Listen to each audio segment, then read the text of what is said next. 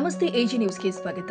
ಕರ್ನಾಟಕ ರಾಜ್ಯದ ನೂತನ ಮುಖ್ಯಮಂತ್ರಿಯಾಗಿ ಅಧಿಕಾರ ಸ್ವೀಕರಿಸಿರುವ ಡಿಕೆ ಶಿವಕುಮಾರ್ ಅವರಿಗೆ ಕರ್ನಾಟಕ ರಾಜ್ಯ ಸರ್ಕಾರಿ ನೌಕರರ ಸಂಘದ ವತಿಯಿಂದ ಬೆಂಗಳೂರಿನ ತ್ರಿಪುರಾ ವಾಸಿನಿ ಅರಮನೆ ಮೈದಾನದಲ್ಲಿ ಆಯೋಜನೆ ಮಾಡಲಾಗಿದ್ದ ನಮ್ಮ ಅಭಿಮಾನದ ಅಭಿನಂದನೆ ಕಾರ್ಯಕ್ರಮದಲ್ಲಿ ಭಾಗವಹಿಸಲು ಶಿಡ್ಲಘಟ್ಟ ತಾಲೂಕಿನ ನೂರಾರು ಸರ್ಕಾರಿ ನೌಕರರು ತೆರಳಿದ್ರು.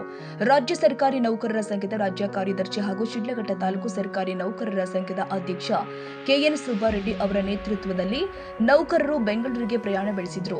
ಶಿಡ್ಲಘಟ್ಟ ನಗರದ ಕೋಟೆ ವೃತ್ತದಲ್ಲಿ ಬಸ್ಸುಗಳಿಗೆ ಚಾಲನೆ ನೀಡಿ ಮಾತನಾಡಿದ ಅವರು, ರಾಜ್ಯ ಸರ್ಕಾರಿ ನೌಕರರ ಹಲವು ವರ್ಷಗಳ ಬೇಡಿಕೆಗಳನ್ನು ಈಡೇರಿಸುವ ನಿಟ್ಟಿನಲ್ಲಿ ಹೊಸ ಸರ್ಕಾರ ಸಕಾರಾತ್ಮಕವಾಗಿ ನಿರ್ಧಾರ ಕೈಗೊಳ್ಳುತ್ತೆ ಎಂಬ ವಿಶ್ವಾಸ ವ್ಯಕ್ತಪಡಿಸಿದರು. ಕಾರ್ಯಕ್ರಮದಲ್ಲಿ ಆದಿಚುಂಚನಗಿರಿ ಮಠದ ಪೀಠಾಧ್ಯಕ್ಷ ಡಾಕ್ಟರ್ ನಿರ್ಮಲಾನಂದನಾಥ ಸ್ವಾಮೀಜಿ ಹಾಗೂ ತುಮಕೂರಿನ ಸಿದ್ದಗಂಗಾ ಮಠದ ಸಿದ್ದಲಿಂಗ ಸ್ವಾಮೀಜಿ ದಿವ್ಯ ಸಾನ್ನಿಧ್ಯವನ್ನು ವಹಿಸಲಿದ್ದು, ಉಪಮುಖ್ಯಮಂತ್ರಿ ಡಾಕ್ಟರ್ ಜಿ ಪರಮೇಶ್ವರ್ ಸೇರಿ ಹಲವು ಗಣ್ಯರು ಭಾಗವಹಿಸಲಿದ್ದಾರೆಂದು ತಿಳಿಸಿದರು. ಇದೇ ಸಂದರ್ಭದಲ್ಲಿ ಪ್ರತಿಭಾನ್ವಿತ ವಿದ್ಯಾರ್ಥಿಗಳಿಗೆ ಪ್ರತಿಭಾ ಪುರಸ್ಕಾರ ವಿತರಿಸಲಾಗಿದೆ ಎಂದಿದ್ದಾರೆ. ರಾಜ್ಯ ಸರ್ಕಾರಿ ನೌಕರರಿಗೆ ಕೇಂದ್ರ ಸರ್ಕಾರದ ನೌಕರರ ಮಾದರಿಯಲ್ಲಿ ಸಮಾನ ವೇತನ ವ್ಯವಸ್ಥೆ ಜಾರಿಗೊಳಿಸಬೇಕು. ಜೊತೆಗೆ ಪ್ರಸ್ತುತ ಜಾರಿಯಲ್ಲಿ ಇರುವಂತಹ ರಾಷ್ಟ್ರೀಯ ಪಿಂಚಣಿ ಯೋಜನೆ ರದ್ದುಪಡಿಸಿ ಹಳೆಯ ಪಿಂಚಣಿ ಯೋಜನೆ ಜಾರಿಗೊಳಿಸಬೇಕು ಅಂತ ಸರ್ಕಾರವನ್ನು ಅವರು ಆಗ್ರಹಿಸಿದ್ದಾರೆ.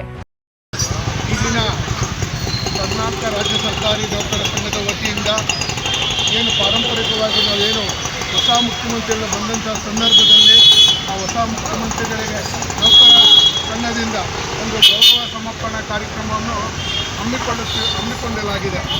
ಈ ಒಂದು ಕಾರ್ಯಕ್ರಮದಲ್ಲಿ ಶ್ರೀ ನಿರ್ಮಲಾನಂದ ಸ್ವಾಮೀಜಿಯವರು ಹಾಗೂ ತುಮಕೂರಿನ ಸಿದ್ದಗಂಗಾ ಮಠದ ಸಿದ್ದಲಿಂಗ ಸ್ವಾಮೀಜಿಯವರು ಹಾಗೂ ಸನ್ಮಾನ್ಯ ಮುಖ್ಯಮಂತ್ರಿಗಳಾದ ಡಿ ಕೆ ಶಿವಕುಮಾರ್ ಸಾಹೇಬರು ಹಾಗೂ ಉಪಮುಖ್ಯಮಂತ್ರಿಗಳಾದ ಜಿ ಪರಮೇಶ್ವರ್ ಸಾಹೇಬರು ಇವರ ಘನ ಉಪಸ್ಥಿತಿಯಲ್ಲಿ ಸನ್ಮಾನ್ಯ ಸಿ ಎಸ್ ಷಡಾಕ್ಷರ ಅಧ್ಯಕ್ಷತೆಯಲ್ಲಿ ಈ ದಿನ ಅರಮನೆ ಮೈದಾನ ತ್ರಿಪುರಾ ವಾಸಿನಿ ಗ್ರೌಂಡ್ನಲ್ಲಿ ಒಂದು ನಮ್ಮ ಅಭಿಮಾನದ ಅಭಿನಂದನಾ ಕಾರ್ಯಕ್ರಮವನ್ನು ಹಮ್ಮಿಕೊಳ್ಳಲಾಗಿದ್ದು, ಅದರ ಜೊತೆಗೆ ಕರ್ನಾಟಕ ರಾಜ್ಯ ಸರ್ಕಾರಿ ನೌಕರರ ಮಕ್ಕಳಿಗೆ ಒಂದು ಪ್ರತಿಭಾ ಪುರಸ್ಕಾರ ಕಾರ್ಯಕ್ರಮವನ್ನು ಈ ಒಂದು ಕಾರ್ಯಕ್ರಮದಲ್ಲಿ ಆಯೋಜಿಸಲಾಗಿರುತ್ತದೆ.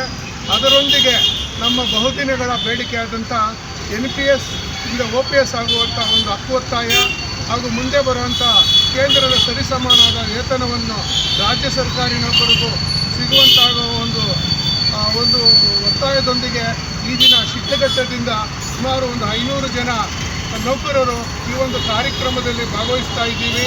ಈ ಒಂದು ಕಾರ್ಯಕ್ರಮಕ್ಕೆ ನನಗೆ ನೈತಿಕವಾಗಿ ಭೌತಿಕವಾಗಿ ಸಹಕಾರ ನೀಡಿದಂಥ ಎಲ್ಲ ನಮ್ಮ ತಾಲೂಕು ಮಟ್ಟದ ನೌಕರರಿಗೂ, ಎಲ್ಲ ವೃಂದ ಸಂಘದ ಅಧ್ಯಕ್ಷರುಗಳು ಮತ್ತು ಪದಾಧಿಕಾರಿಗಳಿಗೂ ಹಾಗೂ ನನ್ನ ಸಂಘದ ಗೌರವಾನ್ವಿತ ಎಲ್ಲ ಪದಾಧಿಕಾರಿಗಳಿಗೂ ಶಿಡ್ಲಘಟ್ಟ ತಾಲೂಕು ಅಧ್ಯಕ್ಷನಾಗಿ ಹಾಗೂ ನೌಕರ ಸಂಘದ ಪರವಾಗಿ ಅವರಿಗೆಲ್ಲ ನಾನು ಹೃದಯಪೂರ್ವಕ ಅಭಿನಂದನೆಗಳನ್ನು ಸಲ್ಲಿಸುತ್ತೇನೆ. ಒಂದು 25 ಜನ ಹೋಗ್ತಾ ಇದ್ದೀವಿ.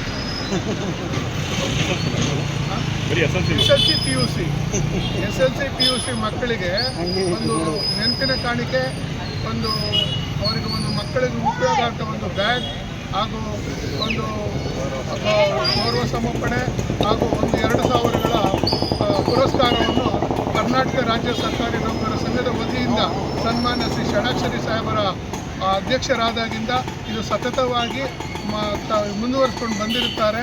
ಇದಕ್ಕೆ ಅವ್ರಿಗೂ ನಮ್ಮ ಸಂಘದ ಪರವಾಗಿ, ನಮ್ಮ ನೌಕರರ ಪರವಾಗಿ ಹೃದಯಪೂರ್ವಕ ಅಭಿನಂದನೆಗಳು ಸಲ್ಲಿಸುತ್ತೇವೆ.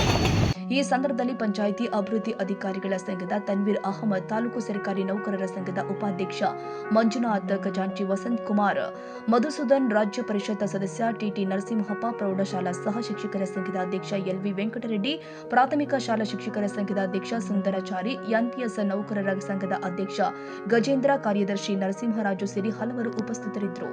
ತಮೀಂ ಪಾಷಾ, ಎಜಿ ನ್ಯೂಸ್, ಶಿಡ್ಲಘಟ್ಟ.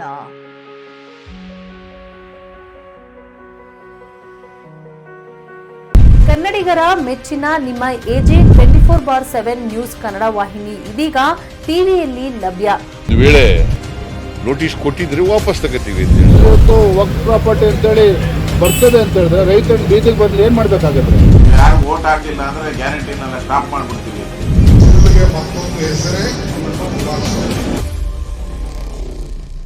ಕರ್ನಾಟಕ ಮತ್ತು ದೇಶ ವಿದೇಶ 360 ಡಿಗ್ರಿ ಸುದ್ದಿ ಹಾಗೂ ಉತ್ತರ ಕರ್ನಾಟಕ, ಬೆಳಗಾವಿ, ಬಾಗಲಕೋಟೆ, ಧಾರವಾಡ, ಹಾವೇರಿ, ಗದಗ, ಬಿಜಾಪುರ ಜಿಲ್ಲೆಯ ಕ್ಷಣದ ವಿವರವನ್ನ ಪಡೆಯುವುದಕ್ಕೆ AJ 24/7 ನ್ಯೂಸ್ ಕನ್ನಡ ವಾಹಿನಿಯನ್ನ ಲೈಕ್ ಮಾಡಿ, ವಿಡಿಯೋಗಳನ್ನು ಶೇರ್ ಮಾಡಿ, ಕಮೆಂಟ್ ಮಾಡುವ ಮೂಲಕ ನಮ್ಮ ವಾಹಿನಿಗೆ ಸಹಕಾರ ನೀಡಿ. ಮತ್ತು ಚಾನೆಲ್ ಅನ್ನ ಸಬ್ಸ್ಕ್ರೈಬ್ ಮಾಡಿ. ಧನ್ಯವಾದಗಳು.